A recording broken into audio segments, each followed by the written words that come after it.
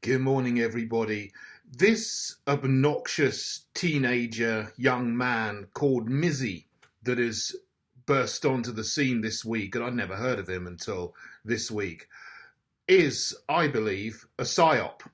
Now, in saying that, I don't necessarily believe that this has been orchestrated by the state, but it plays into something that the state is doing at the moment and is the next thing on the agenda, which is the online safety bill that is actually going through Parliament at the moment. It's been passed in the Commons. It's coming to the end of its passage through the Lords, and very soon it is going to become law unless the Lords reject it and they send it back to the Commons and they reject it as well, which is very, very unlikely to happen. Now, most people have heard of this obnoxious person who's been going round mostly London doing so-called pranks, which are very distressing to, or seem very distressing to the people caught on the end of the pranks, or even, just things that haven't involved people, but which are completely obnoxious. First of all, going into a house which was empty and filming himself going around the house and doing certain things.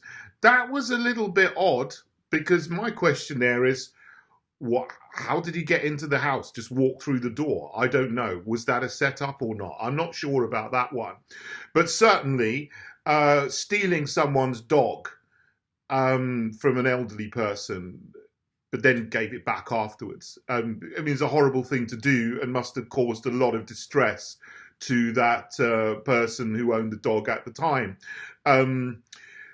Going up to some teenagers in a tube station, also overground station, wasn't it, Stoke Newington, and touching one of them on the face and then saying, "Do you want to die?" Must have been very distressful for those three girls who were at the end of the prank at that time. So there's been calls for his arrest by many, many people all over social media, in the mainstream media, and even in the Parliament. Some MPs have called for his arrest, and ministers in the government. And now, finally, the Met Police seem to have caught up with this person and arrested him. So his real name is apparently Bakari Ogaro. He's 18 years old. So this plays into agendas in two ways. First of all, I'll come back to the online safety bill in a minute, but he did an interview with The Independent and said the only reason is that there's uproar is because he's a black male. No, it's not because he's a black male, it's because he's doing completely obnoxious things. Doing prank videos is not new. There's been people doing these kind of things since YouTube started and this kind of social media phenomenon started 15 to 20 years ago. People have been doing these kind of pranks. Even before then, you had TV shows that did the Candid Camera or whatever, that did sort of pranks like this. Not to the same extent, not so obnoxious, but they were doing them, decades ago, even before the internet was a thing that most people knew about. So this kind of thing has been going on for a long time. But what this chap is doing is taking it to a whole new level of obnoxiousness on the streets of London in the UK, and doing things which seem to be very distressing. So it's quite right that he's now been arrested for that.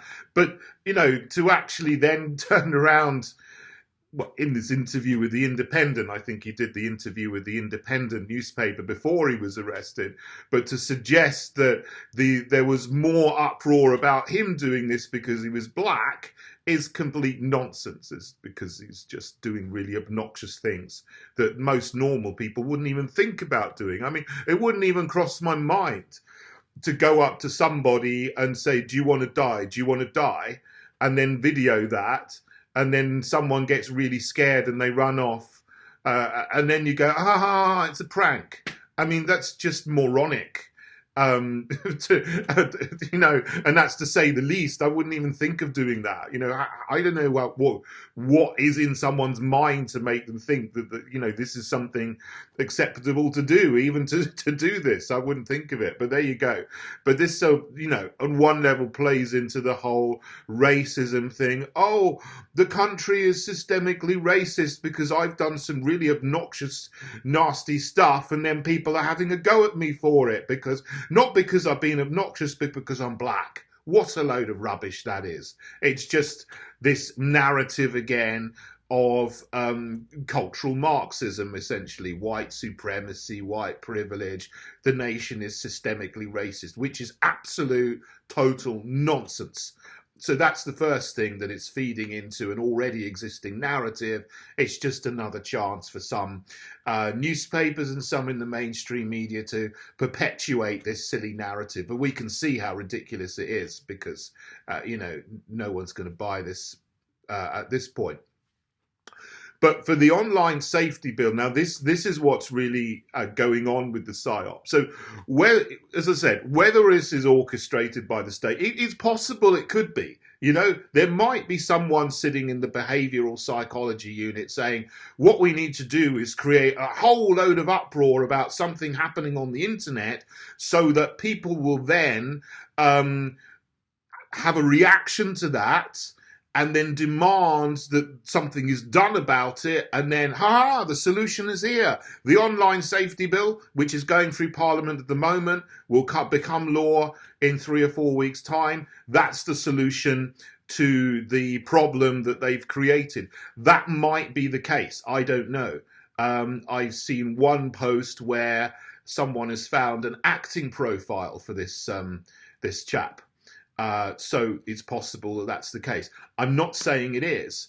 If he's just doing it of his own volition, however, it feeds very, very nicely into the passage of the online safety bill through Parliament.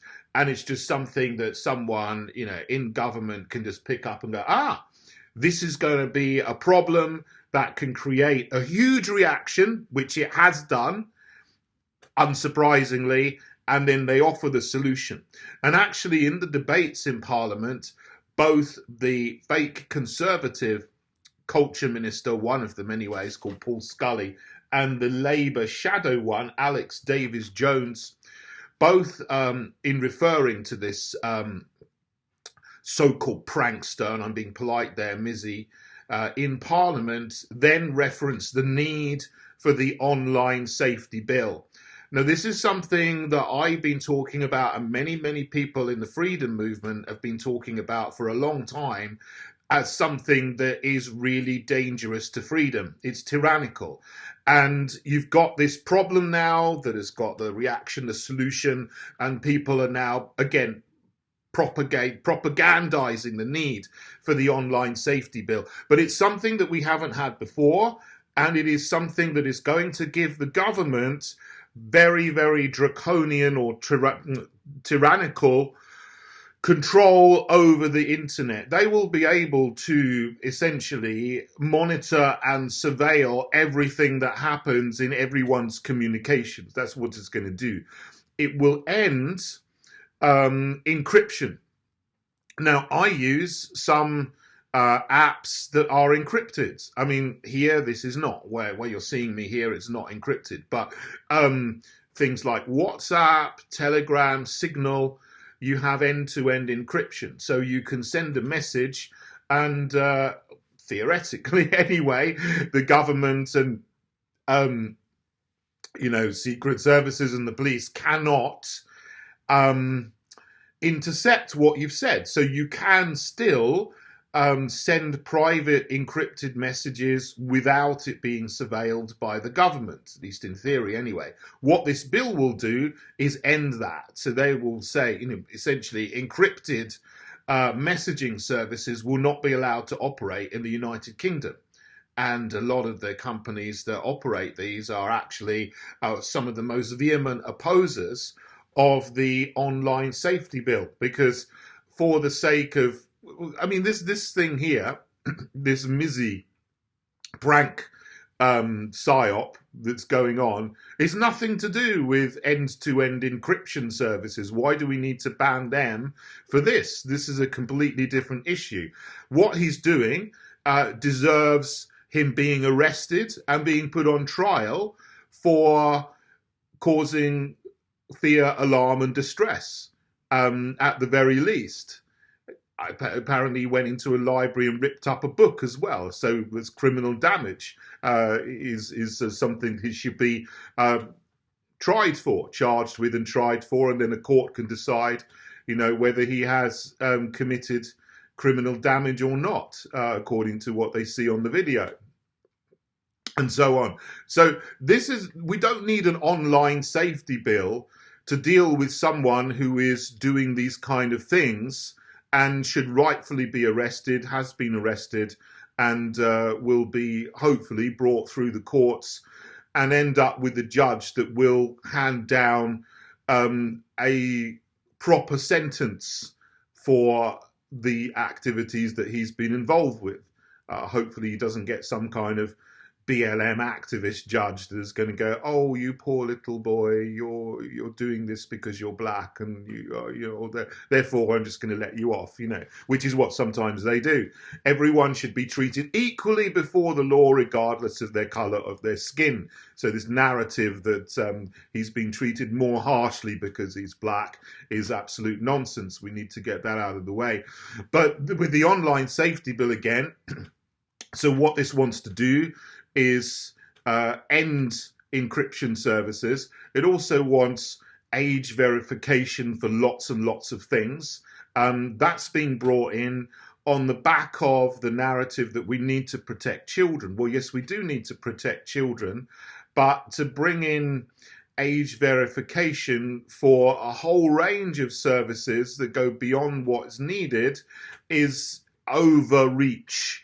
And this bill completely overreaches on that, and the unintended consequences of this could be that whole branches of the internet just shut down because they cannot continue to operate with age verification. So I don't know. This is a debate. Yes, I do understand the need to protect children from sites where there's degenerate content, absolutely. But you've got other sites like Wikipedia and so on saying, well, we'll have to bring in age verification as well because, it's an open source site. Anyone can post on anything on there. And so they cannot control the content because they are platforms rather than publishers. So it's going to harm all the platforms, the social media platforms that we use all day, every day.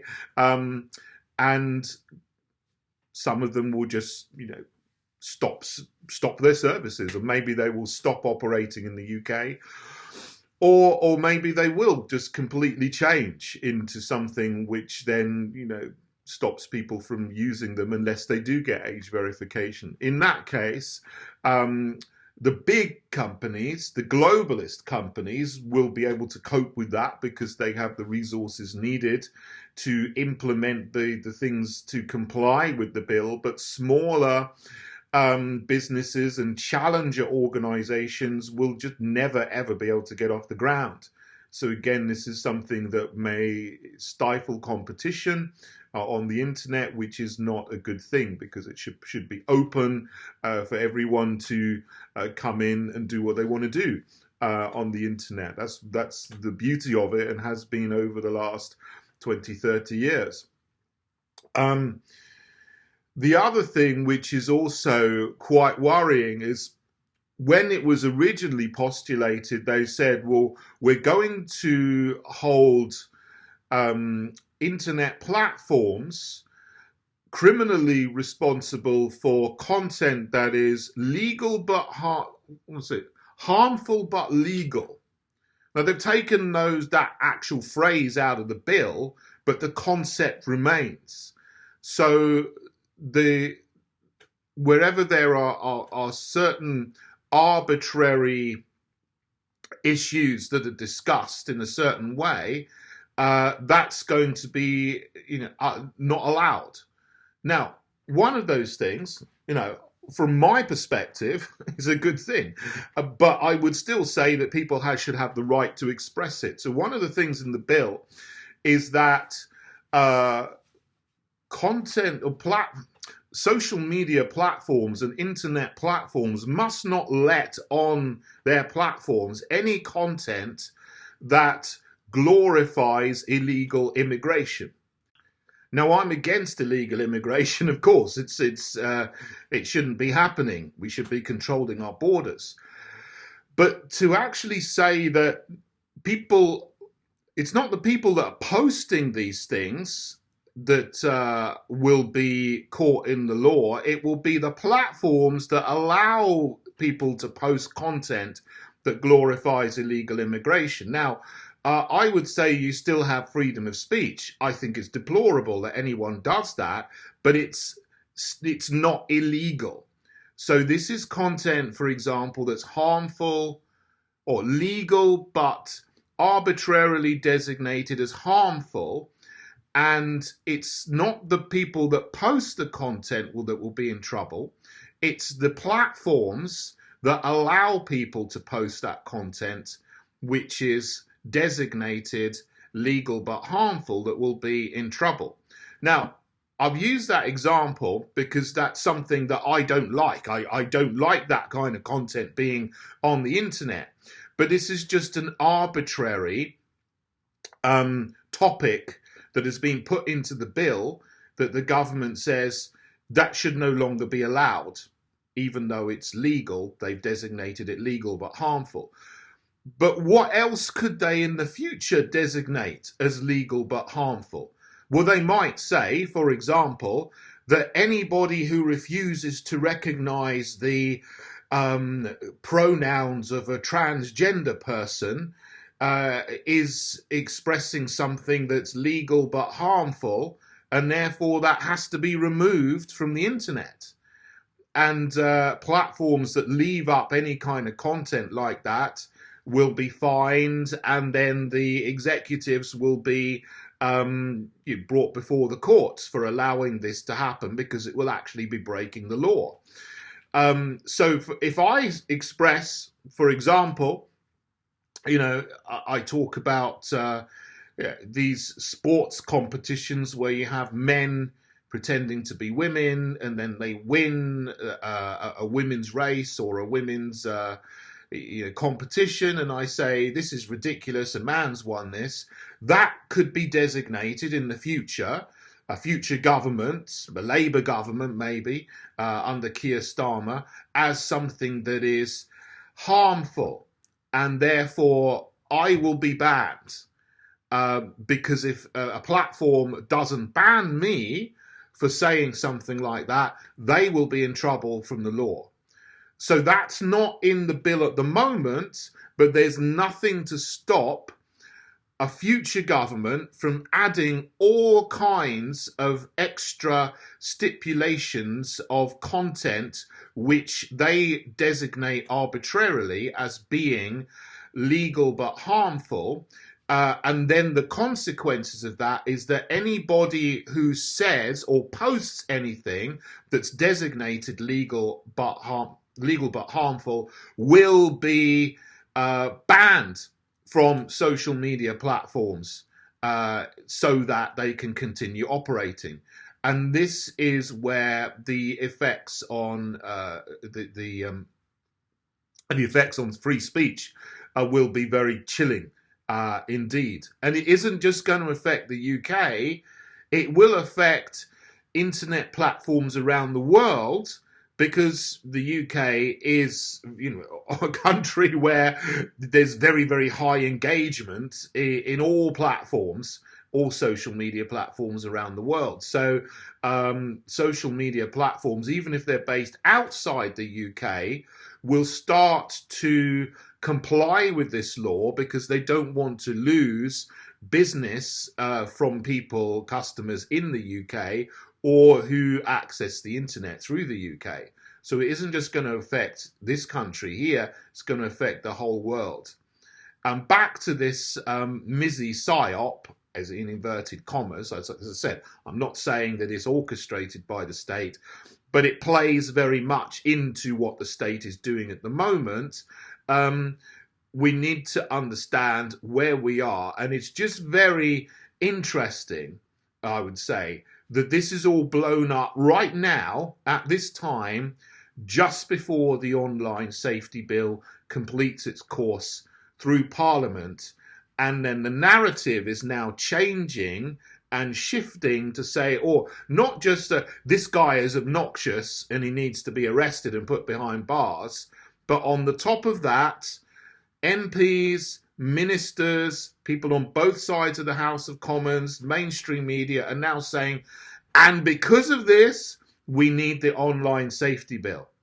So be very aware that this is what's happening now, whether it's planned or whether it's just something that very conveniently feeds into changing the narrative in this way. We do not need the online safety bill. It is a recipe for totalitarianism and total government control over private communications. And we still need to speak up and resist the online safety bill. And I would say, if I'm elected in the Heritage Party to the House of Commons, we will overturn it because it goes way, way too far in giving government totalitarian control over people's private lives and over freedom of speech and freedom of expression.